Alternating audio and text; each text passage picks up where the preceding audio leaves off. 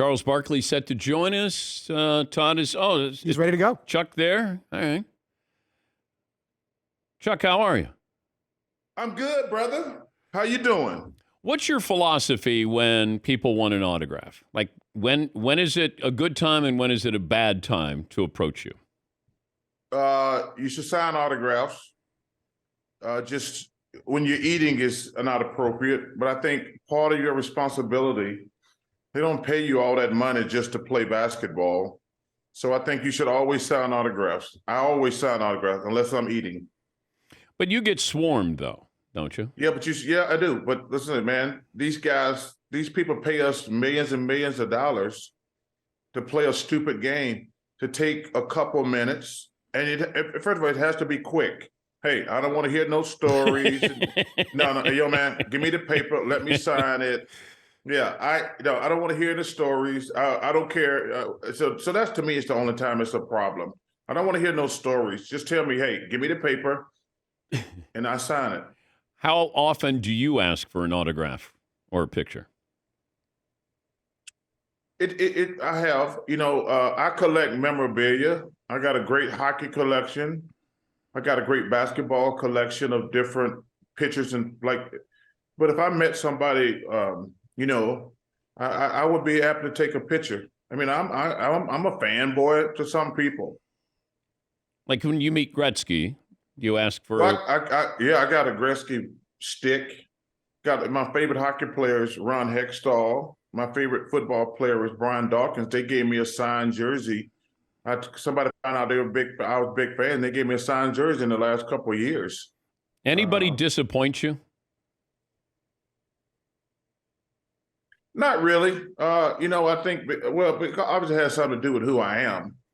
But hey, I got celebrity friends who won't sign autographs.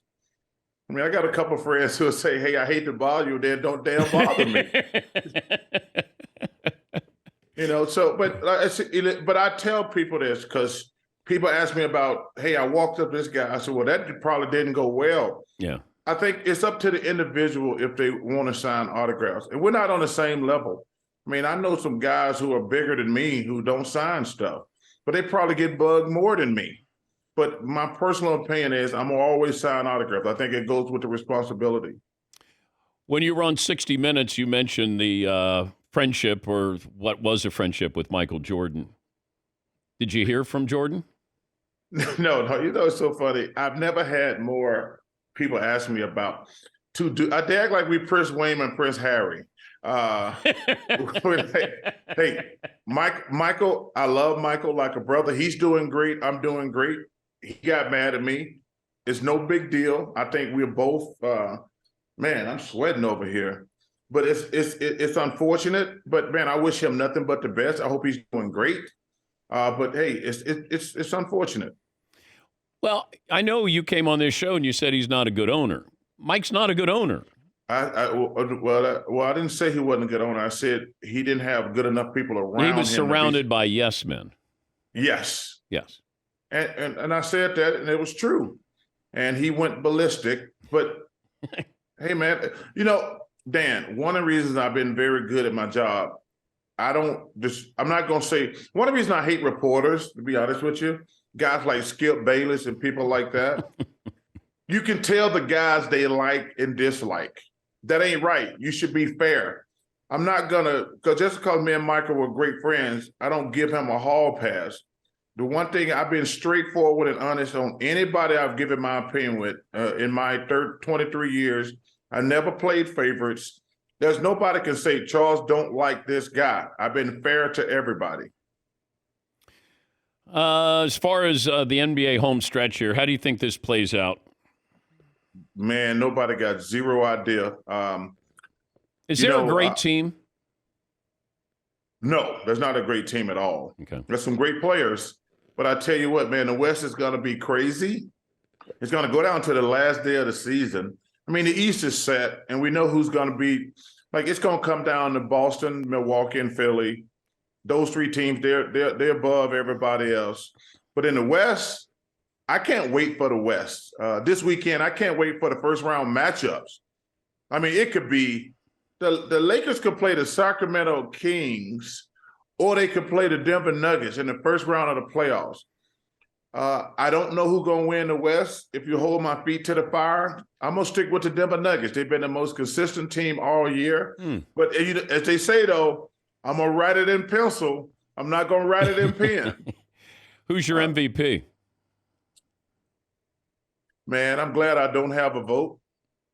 To be honest with you, I don't think there's a wrong answer. If I had a vote. Why don't you have a vote? I don't know. Ernie's the only guy on our show who has a vote. It probably come down to Embiid and Giannis if I had a vote. Because I think that I'm like I say, I would, and like I say, there's no right or wrong answer. If you vote for Joker, Giannis, or Joel, I don't think there's a wrong answer.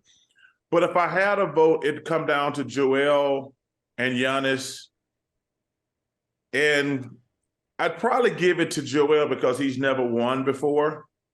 You know, what really bothers me is these guys on television who act like, well, you know, they'd be saying, well, this guy should have won it X amount of time. It's never been about that. It's always been Michael Jordan was the best player probably 3 or 4 years before he won his first MVP. He just was not on a good team. Nobody thinks Steve Nash was better than Kobe or Shaq, but he had a better regular season. It's a regular season award. If I had to pick the best player in the NBA today, I'd probably go with Giannis. But like I say, it's never went to the best player. But these guys on television, like, well, this guy, they tired of giving it to the same guy. No, they give it to the guy who had the best regular season. It's not who wins the championship or who plays great in the playoffs. It's who played the best during the regular season. Where's your MVP right now? Your award? It's actually the only award that I got, to be honest with you. Because, you know, I'm selling all my memorabilia to build underprivileged houses in my hometown. I was supposed to do it before the pandemic because that stuff like that don't matter to me. But my daughter, I asked her what she wanted. She asked for she said, I'll take one of the gold medals. And the rest of this crap, I'm going to sell for underprivileged houses in my hometown. Dude, that stuff is just clutter to me, Dan. Everybody know I won MVP. Everybody know I won gold medals. Dude, let me tell you something. I'm 60 years old, Dan. If people come to the house and I say, hey, let's go look at my MVP trophy and look at my gold medal, I'm the biggest damn loser in the world. Think about that, Dan. If you and the nerdettes come to the house, like, yeah, come on, I want to take y'all over here and look at my MVP trophy and my gold medal. I'm gonna be the biggest loser in the world. But I would want to see those things. Yeah, I mean, they're worth seeing one time, but you can't no, I'm gonna get rid of those things because, hey, man, everybody know I won a couple of gold medals and MVP. You don't have to tell people. But if you go to Tiger's house, does he have all of his majors, all of his trophies there? I've been to his house, but I haven't been to his new house. And at that time, I think he only had like 2 or 3 majors back then. Okay. So, but I think that's different, Dan, because those trophies are humongous. Yeah. And but no, I haven't been seeing them. But you probably got to show those off. So wait a minute. Did he lose half of his memorabilia when he got divorced? I don't know the answer to that question. No. Hey, I think you would prefer to have the cash instead of a U.S. Open trophy. But have you gone into somebody's house and they have a shrine to themselves? Great question. I don't think so. I think most guys, because the way it really works, Dan, you're really trying to get to your next accomplishment. You don't really, like when I was winning trophies, my mom and grandmother kept them all. I said, hey, take this thing. They're like, you don't want it? I said, no, I want the next one. Because you're always going and going. And let's be realistic. There's very few things. Like, if I was going to be honest with you, my MVP trophy and my 2 gold medals would probably be the only 2 things worth showing. I mean, all those other things, like player of the week, player of the month. You put those are paperweights, man. You don't keep up with those things. How much is the MVP going to cost me? That's a great question. I don't know. I don't know how. It's so crazy how signing autographs and things. But if I give you $25,000 for the MVP, you ain't gonna get a finger. You're not even gonna get one of the legs. You're not even gonna get one of the legs on the MVP trophy for $25,000. Okay. Come on, Dan. All right. What can I get for $25,000?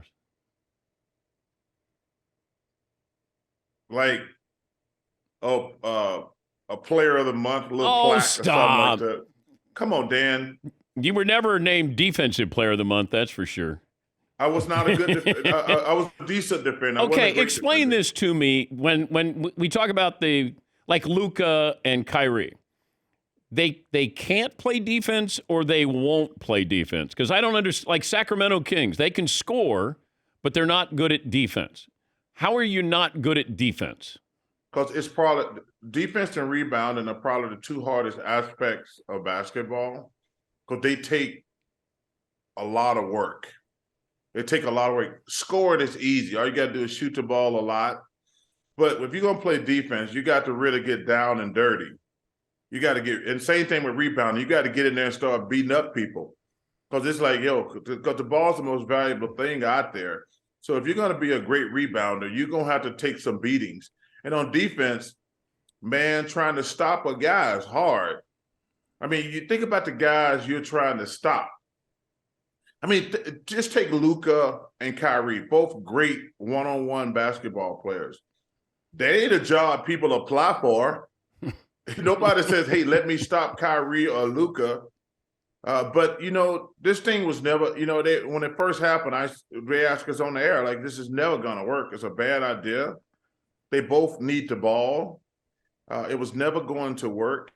Hey, it's going to be a very interesting offseason for that team. Would you sign Kyrie if you're Dallas? Oh, no, it's not going. Well, what's the really good thing about it? For Dallas, they got two really good options. They can let him go and take $40 million off the books. And I think they're only going to be paying Luka, so they might can get a free agent. But the best option to me is to do a sign and trade, because Dallas can give him the most money, and some team will take Kyrie and they'll give and to make the money match, they're going to have to give you a bunch of good players and draft picks. So yeah, but who's going to want Kyrie? Somebody, Dan. Somebody going to want Kyrie. Everybody think they can fix somebody. He's a great individual player. Some coach, some team gonna think they can, like, okay, we can make this work. I mean, this is like his third or fourth team. Somebody always gonna think like, and it hasn't worked, but there's always a team that's gonna say, hey, you know what? I think I can make this work.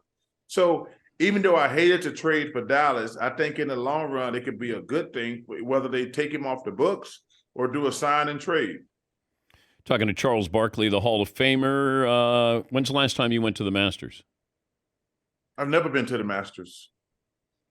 I've never been there. Dan, when I go out to things like that, people think I'm there to talk to them. They don't realize I'm there to actually. They don't realize I'm actually there to watch the sporting event. So it's better for me. I love the Masters. Have you played Augusta? I did. I played last year during the playoffs. It was one of the coolest experiences of my life. I shot an 89. I played well. I was so excited. I was so nervous. It was an honor and a privilege. But hey, listen, I'm rooting for the LIV guys this weekend, because I think these PGA Tour dudes have been too rough on these LIV guys. I think the disrespect they've shown Phil Mickelson is ridiculous. They should be kissing his ass, to be honest with you, because Phil has made those guys more money in the last year and a half. They should be thanking him. But the way they've been crapping all over these LIV guys, it's been disappointing. Hey, Dan, they left for another economic opportunity. I'm not mad at them. 3 or 4 of those guys called me and asked me my opinion. I said, yo, man, let's don't get into this where our money comes from. Because if everybody want to sit around and worry about where our money come from, nobody going to be working. I mean, nobody's going to be working. So I told those guys, man, take that money. Screw those guys who are going to badmouth you. But I just think the PGA Tour has been overboard criticizing these guys, and I want the LIV guys to play well, and I want them to win it. If I gave Phil Mickelson a mulligan to stay on the PGA Tour or go to LIV, he should go to LIV. You think that if I gave him a do-over, he would still go to the LIV Tour? Dan, if somebody gave me $200 million, I'd go anywhere. I'm probably going to hell anyway, but for $200 million, if I had a chance to go to heaven or hell, hey, give me $200 million, I'm going to hell. No, I know. I feel, those guys owe Phil a great deal of gratitude because you notice all of a sudden the PGA Tour came up with billions of dollars to pay these players now, just because of Phil. So instead of crapping on Phil like they've been doing, I think they should say, hey, you know what? Maybe we don't agree with you guys going to LIV, but we understand. I mean, we all leave for better economic opportunity. And I don't like this fake outrage about, they're taking money from Saudi Arabia. I mean, we're all taking money from somebody that we probably shouldn't be taking it from. Are you a grandfather now? I am, and it's the greatest thing ever. Little Henry, man, Dan, I'm telling you, man, it's the greatest thing ever being a grandpa. I just became one about 6 weeks ago.